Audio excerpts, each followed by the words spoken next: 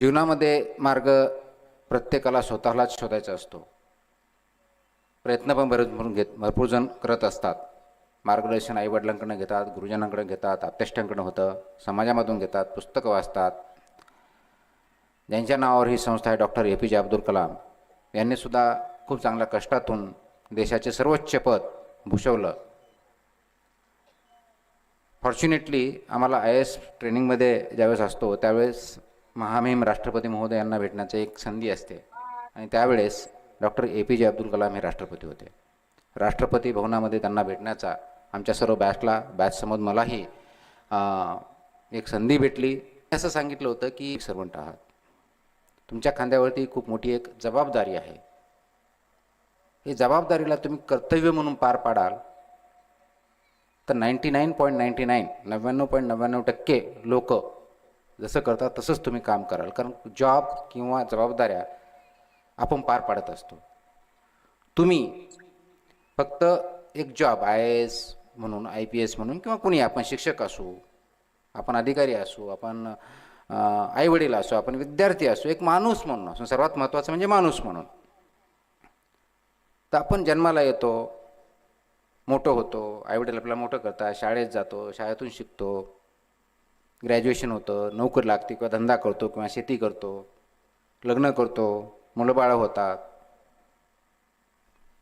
परत आपण आजी आजोबा होतो आणि शेवटी मरतो. हा सर्वसाधारणपणे निसर्गाचा नियम, त्याप्रमाणे जन्माला आलो, या जगात काही दिवस, काही महिने, काही वर्षे राहिलो आणि मृत्यू पावलो. हे जगणं म्हणजे मनुष्य प्राण्याचं, तुमचं आणि माझं, हे इतर जनावरांपेक्षा किंवा प्राण्यांपेक्षा वेगळं कसं? हा प्रश्न तुम्ही आणि आम्ही सर्वांना विचारला पाहिजे. म्हणून तुम्ही ज्यावेळेस एखादा IAS म्हणा किंवा कोणताही एक माणूस म्हणून जगामध्ये जन्माला आल्यानंतर तुमचा जॉब किंवा कर्तव्य, माझे आईवडिलाचे कर्तव्य मी करते, मी शिक्षकाचं कर्तव्य मी करतो, विद्यार्थ्याचं कर्तव्य मी करतो, संस्था आमच्या मित्रांनी काढली ते संस्थेचं कर्तव्य करतात. कर्तव्य जवळजवळ सर्वजण करत असाल, कमी जास्त प्रमाणात, योग्य अयोग्य प्रमाणात करत असतील. परंतु तेवढ्यापुरतं सीमित राहिलं तर ते मेकॅनिकल होऊन जातं आणि मग त्याच्यातून नवीन काही घडतं किंवा चांगलं काही घडतं अशी शाश्वती नसते. जे चाललंय ते चालत राहील. आणि असंच जर चालत राहिलं असतं तर 21व्या शतकामध्ये आज ज्या युगात आपण राहत आहोत त्याला चौथी औद्योगिक क्रांती ज्यावेळेस घडते माहिती तंत्रज्ञानाची, त्या युगापर्यंत आपण आलो नसतो. आपण अजूनही त्या दगडांच्या स्टोन एजमध्येच राहिलो असतो. त्याच्यातून आपली प्रगती झाली कारण फक्त प्रत्येकाने स्वतःचा जॉब किंवा कर्तव्य केलं नाही, तर त्याच्यापुढे जाऊन प्रत्येकाची स्वतःची एक वेगळी भूमिका बजावली, रोल परफॉर्म केला.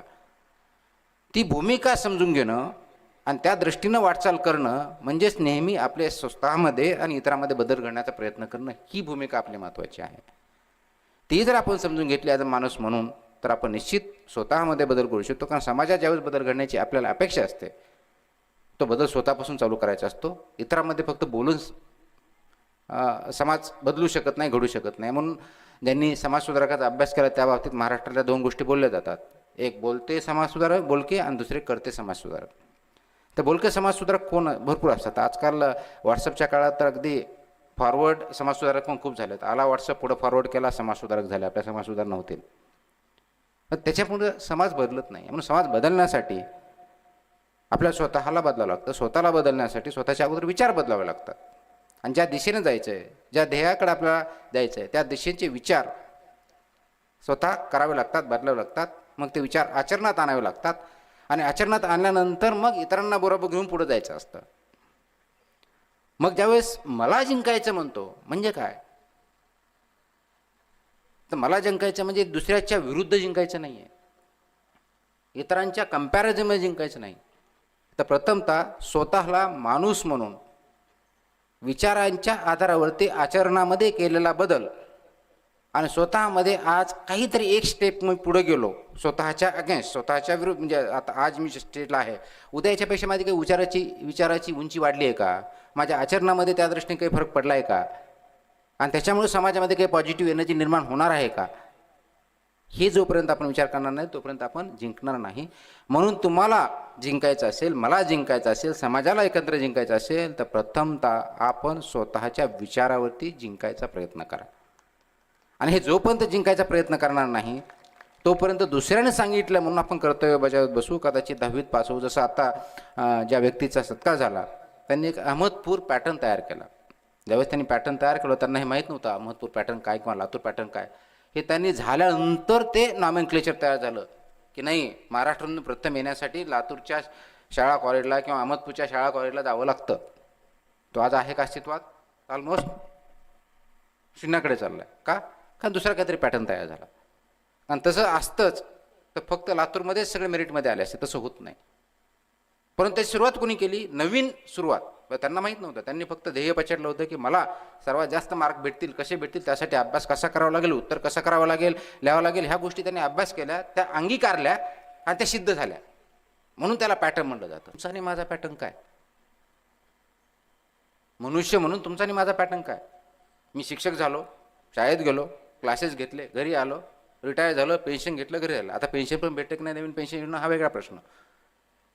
काय माझा पॅटर्न काय? मी काय असं वेगळं केलं, कॉन्ट्रीब्यूट केलं की ज्याच्या माध्यमातून काही नवीन विद्यार्थी घडले, त्याच्यामुळे काही कुटुंब घडले, समाजामध्ये काही दोन विचार चांगले पेरले गेले.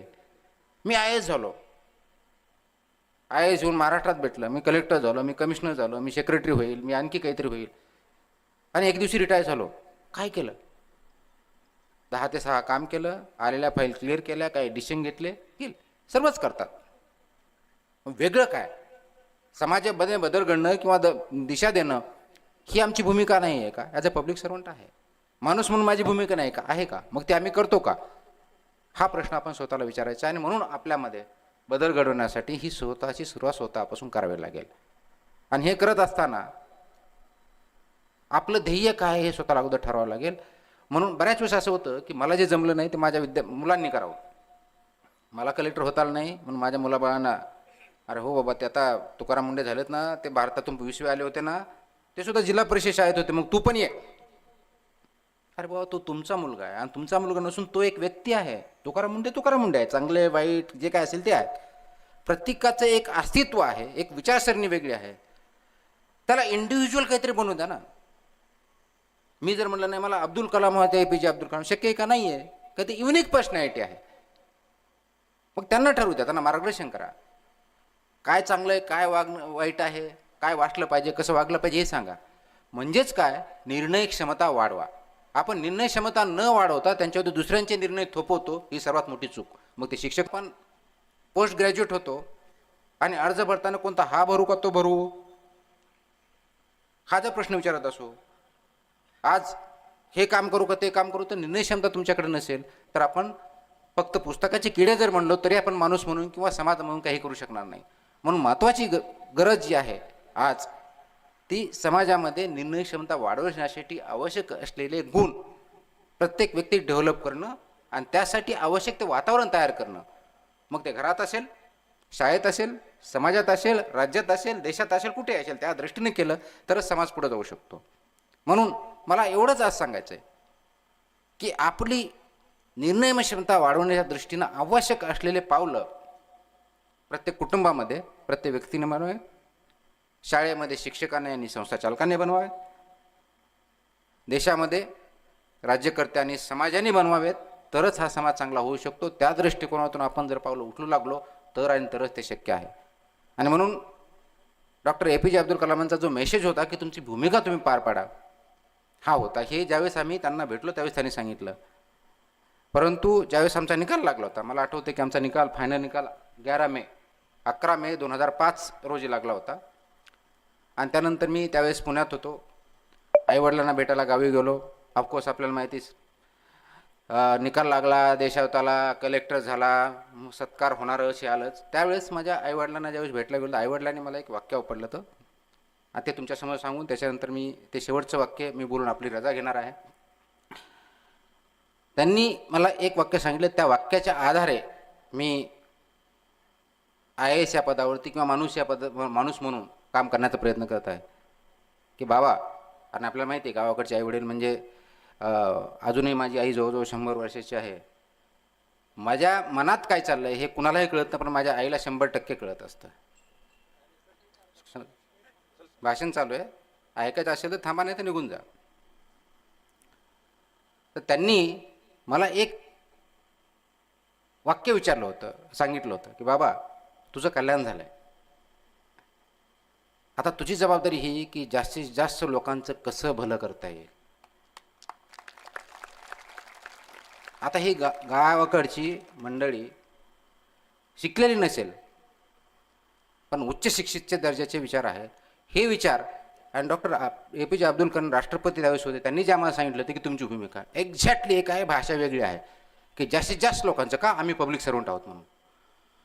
म्हणून माझं असं म्हणणं आहे की जीवनामध्ये तुम्ही कोणत्याही दर्जावरती जा, पण सर्वात महत्त्वाचं माणूस म्हणून तुमची भूमिका काय आहे हे जोपर्यंत तुम्ही समजून घेणार नाही आणि त्याच्यावरती वाटचाल करण्यासाठी प्रयत्न करणार नाही, तोपर्यंत तुमचा जन्म सार्थकी लागणार नाही, असं आईवडील म्हणायचे. एक्झॅक्टली तेच मला वाटतं की स्वतःचा जन्म सार्थकी लागण्यासाठी आवश्यक असलेले विचार आणि आचरण चालू करा, तुम्ही जिंकाल असं मला वाटतं. त्यासाठी प्रयत्नांची पराकाष्ठा करा.